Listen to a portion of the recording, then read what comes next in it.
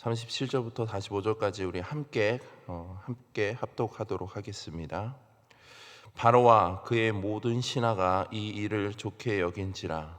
바로가 그의 신하들에게 이르되 이와 같이 하나님의 영에 감동된 사람을 우리가 어찌 찾을 수 있으려 하고, 요셉에게 이르되 하나님이 이 모든 것을 내게 보이셨으니 너와 같이 명철하고 지혜 있는 자가 없도다. 너는 내 집을 다스리라.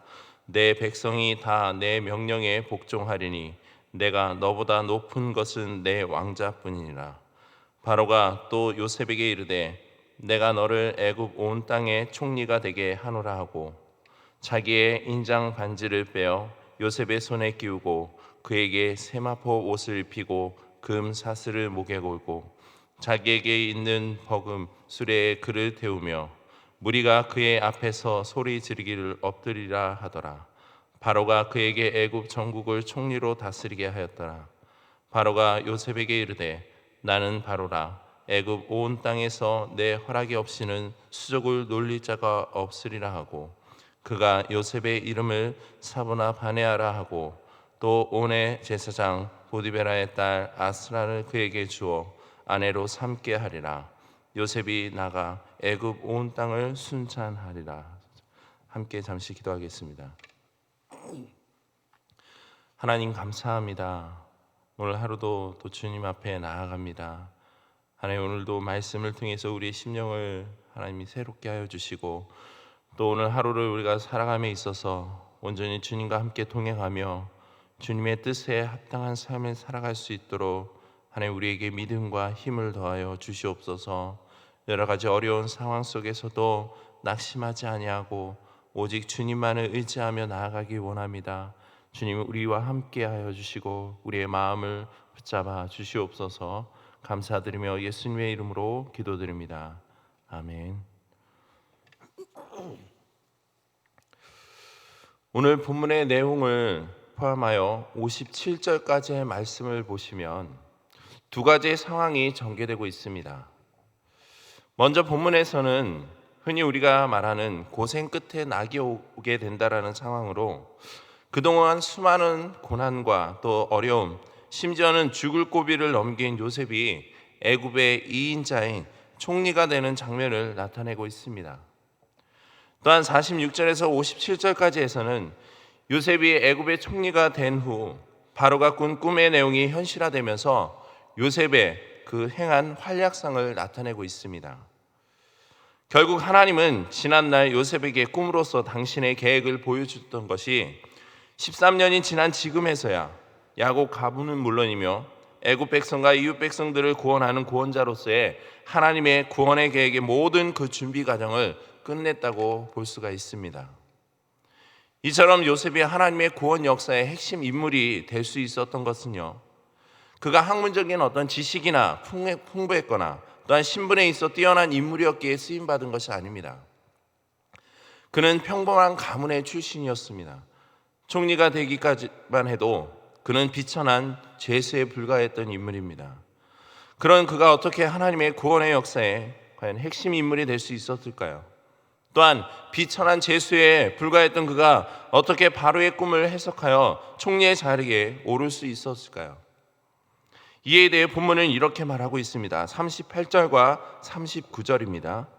바로가 그의 신하들에게 이르되 이와 같이 하나님의 영에 감동된 사람을 우리가 어찌 찾을 수 있으려 하고, 요셉에게 이르되 하나님이 이 모든 것을 내게 보이셨으니 너와 같이 명철하고 지혜 있는 자가 없도다. 요셉이 하나님의 구원 역사의 핵심 인물이 되고 또한 비천한 죄수의 인물에서 그 신분에서 애굽의 박사나 술객들도 해석하지 못한 바로의 꿈을 해석할 수 있었던 것은요, 바로 하나님의 영, 곧 성령에 감동되었기 때문입니다. 고린도전서 2장 10절과 11절에서도 말씀을 보시면 오직 하나님이 성령으로 이것을 우리에게 보이셨으니 성령은 모든 것, 곧 하나님의 깊은 것까지도 통달하시느니라. 사람의 일을 사람에 속해 있는 영 외에 누가 알리요? 이와 같이 하나님의 일도 하나님의 영 외에는 아무도 알지 못하니라 말씀하고 있습니다. 이처럼 요셉은요, 하나님의 영이신 바로 성령에 감동된 자로서 하나님의 깊은 것까지 통달할 수 있습니다. 왜냐하면 깊은 것까지 통달하시는 그 성령께서 인간으로서는 아무리 노력하여도 알 수 없는 하나님의 그 심오한 뜻과 속성, 하나님의 그 은혜의 계획들을 완전히 이해하고 계시하심으로 하나님의 지혜를 드러내기 충분한 그 능력을 가지고 있으며 그 모든 것을 그와 함께하는 이에게 보이시기 때문입니다. 그렇기 때문에 그러한 영과 함께하는 요셉의 입장에서는 아무리 세상 학문의 어두운 자라 할지라도, 그리고 신분이 비천한 죄수일지라도 하나님의 구원 역사의 귀한 일꾼으로서 또한 존귀한 자로서 쓰임받을 수밖에 없다라는 겁니다. 그래서 성도인 우리가 날마다 성령의 충만한 가운데 살아야 할 이유가 바로 여기 있는 것입니다. 지금같이 혼탁하고 거짓과 죄악됨이 만연한 이 시대 속에서 성도인 우리가 온전한 믿음의 생활을 실천해 나아가며 빛과 소금의 역할을 감당하기 위해서는요, 세상의 그 어떤 뛰어난 학문적 지식이나 또한 지혜가 필요한 것이 아닙니다.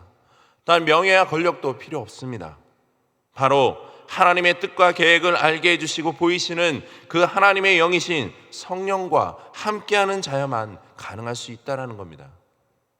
그러기에 우리가 실천해야 할 것은요, 날마다 말씀을 읽고 묵상하며 또한 배우는 데 힘써야 하며 늘 기도로 하나님의 뜻을 간구하고 하나님을 경외하는 삶을 살아야 한다는 겁니다.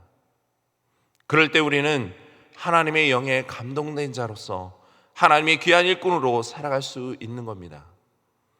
그래서 요셉이 애굽의 총리가 되어 나라를 다스리고 온 백성이 그의 명령에 복종했듯이 바로 성도인 우리도, 모든 성도인 우리도 요셉과 같이 동일한 그 은혜 속에서 하나님의 영에 감동된 사람으로 살아가는 그 삶이 되기를 소망하는 겁니다.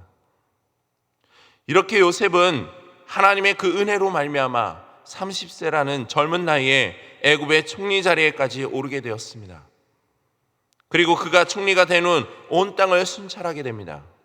그때 온 땅은 요셉의 예언대로 하나님께서 7년 동안 애굽에 큰 풍년이라는 그 은혜를 베풀어 주십니다.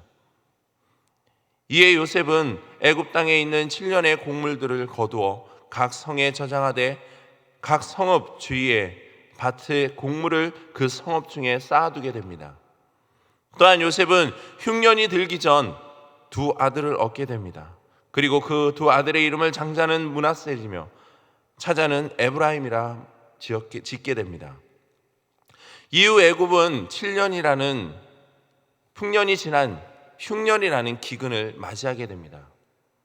그러나 요셉은 풍년의 기간 동안 하나님의 계획하신 대로 흉년을 대비하여 곡식을 저장하는 창고를 애굽의 모든 성 안에 지어 그 곡식들을 저장케 하였습니다.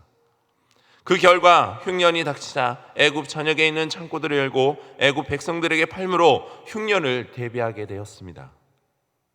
이처럼 요셉이 행한 일과 또한 애굽의 상황을 인간적인 관점에서 생각해 보면 과연 어느 누가 이런 상황을 미리 예측하여 대비할 수 있었겠습니까?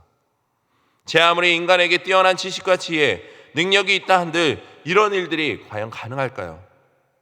결코 불가능한 일입니다. 결국 이 모든 일은 만물을 창조하시고 자연을 친히 주관하시는 그 하나님의 주권적인 계획과 섭리, 은혜로 말미암아 이루어졌다라는 사실입니다. 우리는 이러한 하나님의 계획하심과 일하심을 믿고 삶의 현장에 믿음으로 선포해야 하는 겁니다. 51절과 52절을 보시면 요셉의 이와 같은 믿음의 고백은 바로 자녀들의 이름을 통해 나타나고 있습니다. 당시 요셉 자신은 사본의 바네아라는 애굽식 이름을 얻었으며 또한 애굽 출신의 아내를 얻었습니다.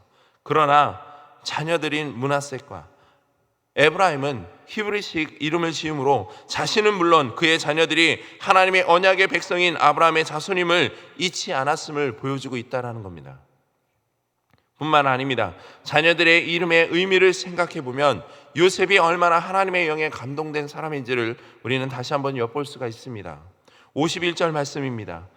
요셉이 그의 장남의 이름을 므낫세라 하였으니 하나님이 내게 내 모든 고난과 내 아버지의 온 집 일을 잊어버리게 하셨다 하며,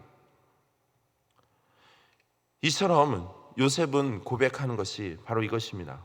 하나님께서 자신으로 하여금 애굽의 총리가 되게 하사 그의 모든 고난을 보상하심으로 지난날의 고난과 어려움을 잊게 하셨다라는 바로 요셉의 이와 같은 신앙적인 고백이 그 아들의 이름을 통해 증거되고 있다는 겁니다.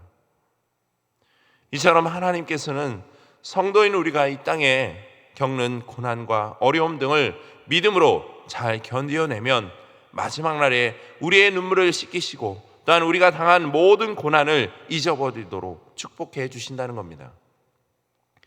요한계시록 21장 4절에도 보시면 이렇게 이야기하고 있습니다.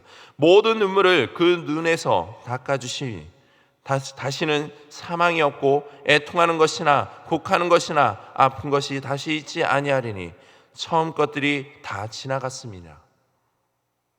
이 말씀 또한 마지막 날에 성도인 우리가 이 땅에서 주님 때문에 수없이 눈물을 흘리며 고난의 길을 걸었던 것을 하나님께서 모두 아시고 손수 우리의 눈물을 씻겨주시며 모든 고난을 잊고 즐거워할 수 있게 해주실 것을 보여주고 있는 위로와 소망의 메시지라는 겁니다.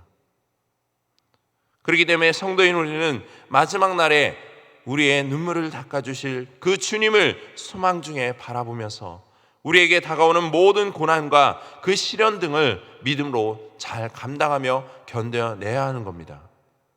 또한 52절 말씀을 보시면 사람의 이름을 에브라임이라 하였으니 하나님이 나를 내가 수고한 땅에서 번성하게 하셨다 함이더라. 한마디로 에브라임은 풍성한이라는 의미로서 요셉이 애굽에서 하나님께 받은 그 놀라운 은혜와 축복에 감사하여 지은 이름이라는 겁니다. 사실 총리가 되기 이전에 요셉의 입장에서 보면요, 비천한 신분이며 죄수였습니다.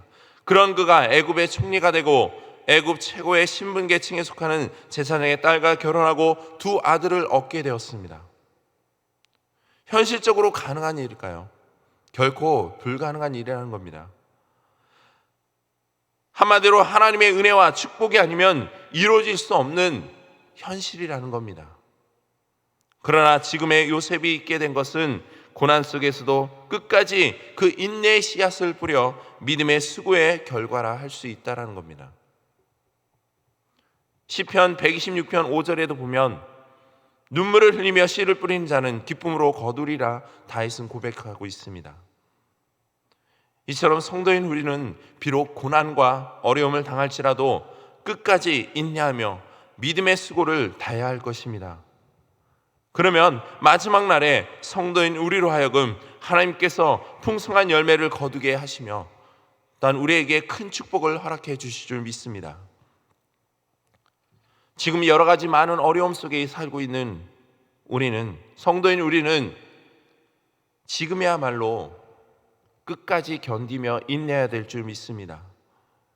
세상이 아무리 믿는 자들을 조롱하고 핍박하고 또 비난할지라도 그것에 동요되어서 낙심하고 좌절하며 신앙을 저버리는 삶을 사는 것이 아니라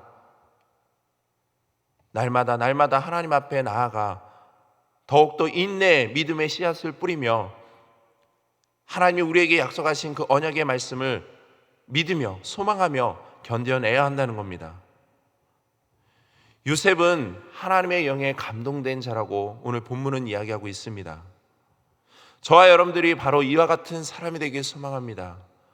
세상의 가치와 수많은 능력들, 부와 명예, 그것을 얻기 위해서 발버둥하며 또한 애쓰고 힘쓰는 것이 아니라 우리는 오직 하나님의 영에 감동된 자로서 삶을 살 수 있도록 부단히 힘쓰고 애쓰며 나가야 되는 겁니다. 그럴 때 하나님께서는 하늘의 그 지혜, 하나님의 그 뜻을 우리에게 보이시며 이 땅 가운데서 더욱더 풍성한 열매를 거두며 살아갈 수 있도록 우리에게 믿음과 힘과 능력을 부어줄 줄 믿습니다. 오늘 하루도 이와 같은 믿음의 그 확신을 가지고 단 실천을 이루며 살아가는 저와 여러분 되길 소망합니다. 저와 여러분들의 삶 속에서 모두가 하루의 삶 속에서 하나님의 영에 감동된 자로서 여러 가지 고난과 어려움 속에서도 하나님께서 보여주실 그 풍성한 열매들을 소망하며 믿음 가운데 수고를 뿌리며 나아가는 저 여러분 되길 주님의 이름으로 축복드립니다.